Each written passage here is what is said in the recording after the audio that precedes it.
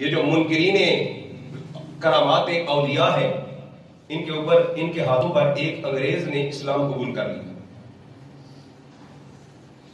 اسلام قبول کیا تو اب اسے وہ جہاں پر بھی لے کر جاتے، کہتے جی یہ بندہ ہے جی جس نے اسلام قبول کیا ہمارے ہاتھ پر، کفر سے توبہ کی ہے۔ لندن کے اندر یہ واقعہ پیش آیا۔ اب انگریز جو ہوتے ہیں وہ بڑی تحقیق کرتے ہیں، بڑی ریسرچ کرتے ہیں اسلام کے اوپر۔ ہم تو قرآن پڑھتے ہیں بس ثواب کے لیے، مردوں کو ایصال ثواب پہنچانے کے لیے، بیماروں کو شفا پانے کے لیے، لیکن ان لوگوں کو اس کے اندر گہرائی کے اندر جانے کا شوق ہوتا ہے۔ اس انگریز نے قرآن مجید کو تفصیل کے ساتھ پڑھا، اور جب تفصیل کے ساتھ اس نے پڑھا تو حضرت سلیمان علیہ السلام کے صحابی حضرت آصف بن برقیہ رحمۃ اللہ تعالیٰ علیہ، ان کا واقعہ جب پڑھا کہ حضرت سلیمان علیہ السلام نے حکم دیا کہ مجھے تخت بلقیس چاہیے، تو آصف بن برقیہ نے کہا کہ انا آتی کبھی قبل ان یرتد الیک طرفک، آپ کی پلک جھپکنے سے پہلے آپ کے سامنے وہ تخت بلقیس آپ کے سامنے حاضر کر دوں گا۔ جب اس نے یہ واقعہ پڑھا تو وہ حیران ہو گیا، یہ کون سی طاقت تھی، کون سی پاور تھی کہ جس کے ذریعے سے آصف بن برقیہ نے وہ تخت چند لمحوں کے اندر، اتنا بھاری تخت حضرت سلیمان علیہ السلام کے سامنے حاضر کر دیا۔ اب اس کا سوال اس نے ان مسلمانوں سے پوچھا جو کرامات اولیاء بلکہ معجزات انبیاء کے بھی منکر ہیں، بتاؤ بھائی یہ اسلام کے اوپر میرا سوال ہے کہ یہ کون سی طاقت تھی جو آصف بن برقیہ جس کے ذریعے سے اتنا بڑا تخت چند لمحوں میں لے کر آ گئے؟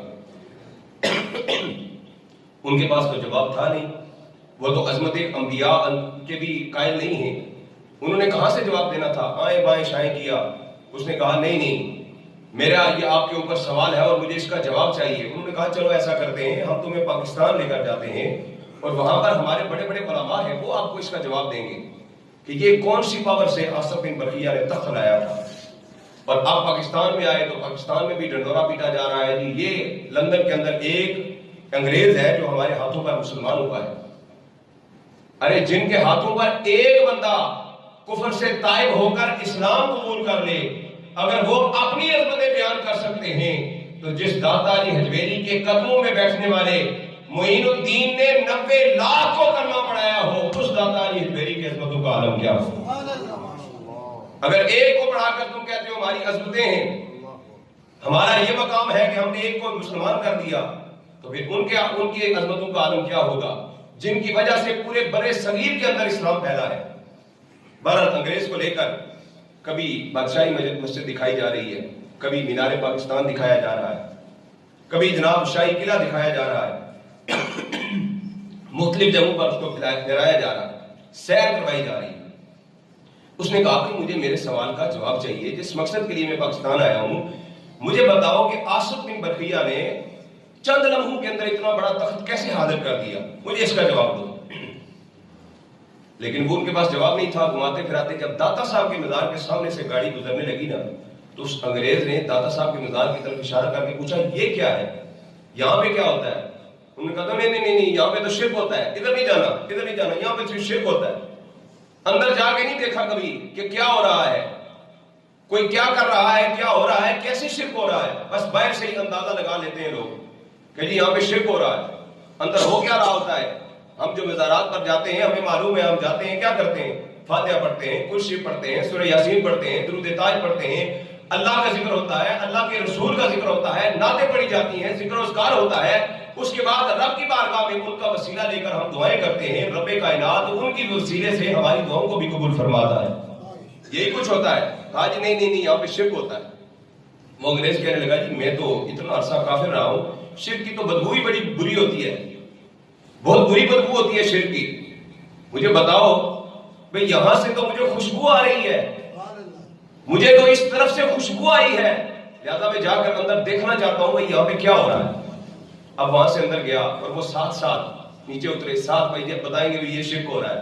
کیا شرک ہو رہا ہے؟ ایک بندہ بیٹھ کے چھولے کھا رہا ہے، شرک ہو رہا ہے، کوئی حلوہ کھا رہا ہے، شرک ہو رہا ہے، کوئی جناب بریانی کھا رہا ہے، یہ شرک ہو رہا ہے۔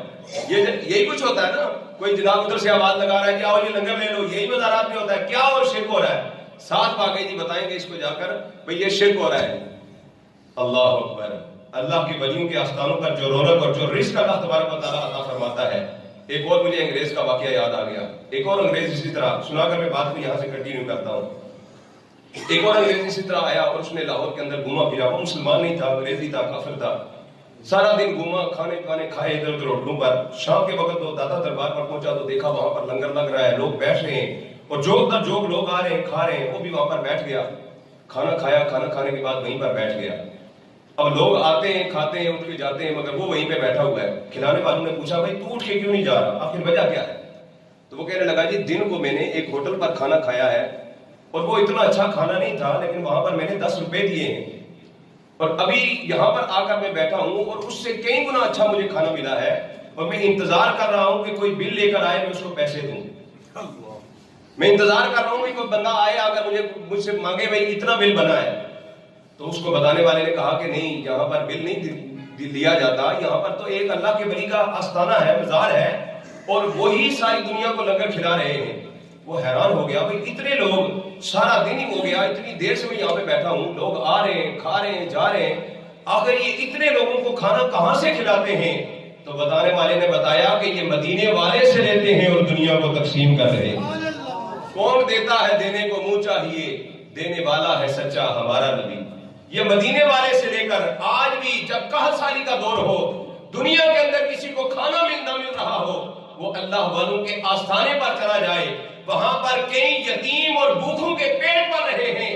اللہ تبارک و تعالیٰ اللہ کے ولیوں کو نہ زندگی میں کمی ہونے دیتا ہے، نہ موت کے بعد کمی ہونے دیتا ہے. ساتھ ساتھ باقی جی بتائیں گے جی یہ یہاں پہ شرک ہو رہا ہے. اب انگریز جب داتا صاحب کی سیڑھیوں سے چڑھا نا اوپر، تو آگے ایک بزرگ کھڑے تھے. ان بزرگوں نے پوچھا ہاں جی کہاں سے آئے ہو؟ اس نے کہا جی اس طرح لندن سے آئے ہیں، یہ بندہ انگریز ہے اور ہمارے ہاتھوں پہ طائب ہوا ہے، اسلام قبول کیا ہے. کہا اچھا ٹھیک ہے آؤ بیٹھو، ہم آپ کی کوئی خدمت خاطر کریں. کہ کیا لوگے، ٹھنڈا لوگے، گرم لوگے؟ تو انگریز ٹھنڈے علاقے تک کا تھا، اس نے کہا جی میں گرم کچھ پینا چاہوں گا. تو ان بزرگوں نے ایسے ہاتھ سے اشارہ کیا تو اس کے ہاتھ کے اندر فوراً کپ آ گیا، چائے کا کپ اس کے ہاتھ کے اندر آیا. جو ہی چائے کا کپ اس کے ہاتھ کے اندر آیا وہ فوراً بے ہوش ہو گیا. کافی دیر کے بعد اس کو ہوش میں لایا گیا، اور جب ہوش میں آیا تو کہنے لگا وہ بابا جی کہاں پر ہے؟ کہنے والوں نے کہا چھوڑ بابا جی، کوئی تھا اللہ کا بندہ چلا گیا، اب کیا کہتے ہو اسے؟ اس نے کہا نہیں وہ بندہ کہاں پر ہے، وہ بزرگ کہاں پر ہے؟ انہوں نے کہا تھا یہاں پہ، تو بے ہوش ہوا، وہ چلا گیا، کوئی ہمیں نظر نہیں آیا، ادھر ادھر کہیں پہ بھی ڈھونڈا کچھ نہیں ملا، وہ بزرگ نظر نہیں آئے. اس نے کہا اچھا تمہیں پتا ہے یہ کپ، یہ پیالی جس کے اندر مجھے چائے پیش کی گئی ہے یہ کہاں کی ہے؟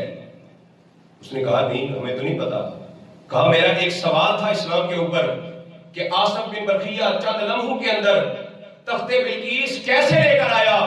تم لوگ تو مجھے لندن سے لے کر یہاں پر آئے، بادشاہی مسجد بھی دکھا دی، مینار پاکستان بھی دکھا دیا، شاہی قلعہ بھی دکھا دیا، پاکستان کی سیریں کراتے پھر رہے تھے، مگر میرے سوال کا جواب نہ دے سکے.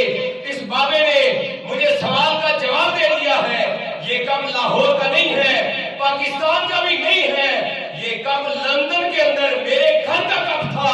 اور اس بابے نے مجھے بتا دیا آصف بن برقیہ ایسے تخت لے کر آیا تھا جیسے میں کب لے کر آیا. کہا تم زندہ ہو کر مجھے سب میرے سوال کا جواب نہیں دے سکے، اور اس بابے نے مزار کے اندر جا کر مرنے کے بعد ہی مجھے میرے سوال کا جواب دے دیا. وہ انگریز کہنے لگا میں تمہارے ساتھ نہیں جاتا، اب میں یہیں پہ رہوں گا. پھر وہ ساری زندگی وہیں پر رہا. اس نے وہاں پر جھاڑو دیا، اور آج بھی داتا علی حجویری رحمۃ اللہ تعالیٰ علیہ کے مزار کے قرب کے اندر ایک کھجور کے سائے کے اندر اس کی قبر آج بھی گواہی دے رہی ہے کہ کی محمد سے وفا تو نے تو ہم تیرے ہیں، یہ جہاں چیز ہے کیا لوح و قلم تیرے.